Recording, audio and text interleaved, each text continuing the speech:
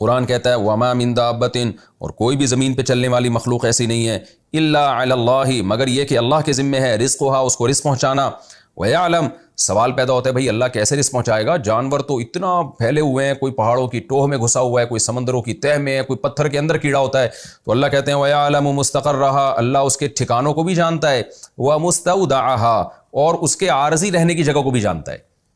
مستقر اصل میں قرار سے نکلا ہے، قرار گاہ، جہاں انسان کا یا کسی بھی مخلوق کا مستقل ٹھکانہ ہوتا ہے۔ مستودع یہ ودیعت سے نکلا ہے، امانت سے۔ اس کا مطلب آپ جب کوئی چیز کسی کے پاس بطور امانت رکھواتے ہیں تو جس جگہ اس نے امانت رکھی ہوتی ہے نا، اس جگہ کو مستودع کہا جاتا ہے۔ تو چونکہ امانت جب بھی کسی کے پاس ہوتی ہے عارضی ہوتی ہے، آپ نے واپس لینی ہوتی ہے، تو اس لیے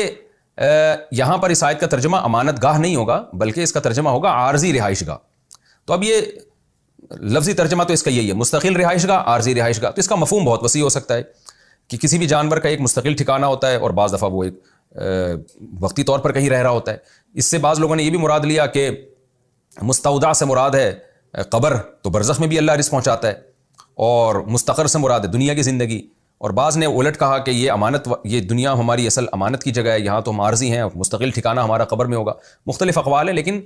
ہمیں بجائے اس کے کہ ہم کسی قول کو لیں، ہمیں قرآن کا سیدھا سیدھا ترجمے کو لینا چاہیے کہ جو مستقل ٹھکانے ہوتے ہیں کسی بھی مخلوق کے، اللہ اس کو بھی جانتا ہے، عارضی ٹھکانوں کو بھی جانتا ہے۔ ہمارے مستقل ٹھکانے ہمارے گھر ہیں، عارضی ٹھکانہ ہم کہیں سفر پہ گئے ہوتے ہیں، تو اللہ کہتا ہے کہ یعنی تمہارے ہر قسم کے ٹھکانوں کو اللہ پہچانتا ہے، اور اللہ وہاں رزق پہنچا دیتا ہے تمہیں۔ تو یہ جب رازق ہے اللہ تعالیٰ،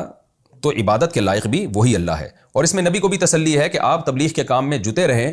اور رزق کی پرواہ نہ کریں۔ اور جتنے بھی لوگ جو دیندار ہیں، دین پر چلتے ہیں، ان کو یہ خطرہ ہوتا ہے کہ کہیں ہم سے رزق چھن نہ جائے، اس کا بھی اللہ نے جواب دے دیا کہ تم جو اللہ نے قرآن میں تمہیں حکم دیا ہے کہ اللہ کی عبادت ہوگی، توبہ استغفار، اور یہ یقین کر لینا ہے کہ لوٹ کے ہم نے اللہ کی طرف جانا ہے، ان نظریات کو اختیار کرو عملی زندگی میں۔ رزق کا جہاں تک مسئلہ ہے تو وہ اللہ نے اپنے ذمے لیا ہوا ہے۔ یہ بات خوب سمجھ لیں، اس آیت کا یہ مطلب ہرگز نہیں ہے کہ کوئی انسان یا جانور بھوکا مر نہیں سکتا۔ جب یہ آیت نازل ہوئی تو اس دور میں بھی بہت سارے لوگ بھوکے مر جایا کرتے تھے، بھوک سے، اور عرب میں تو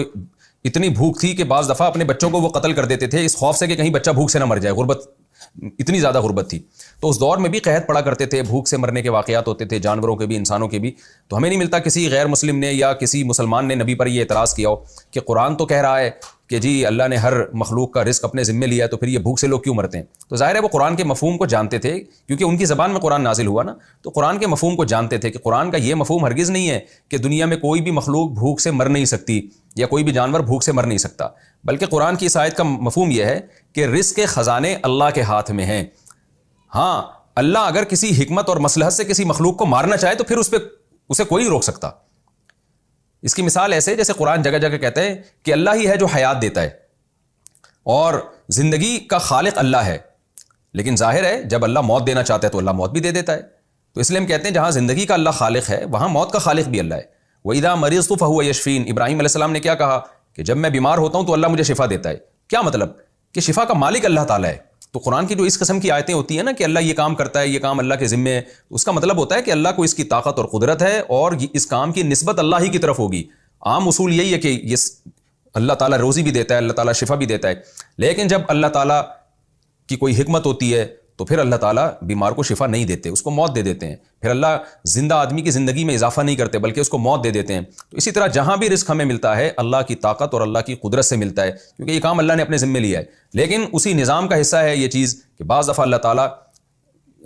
کسی بھی حکمت سے، مصلحت سے، وہ حکمتیں بہت ساری ہو سکتی ہیں، ایک حکمت یہ بھی ہو سکتی ہے آبادی کو کنٹرول کرنا، جانوروں کی نسلوں کو کنٹرول کرنا، اور بہت ساری حکمتیں، ان حکمتوں کا علم تو اللہ کے سوا کسی کو نہیں ہے۔ تو اس حکمت سے اللہ مارنا چاہے تو وہ اس کی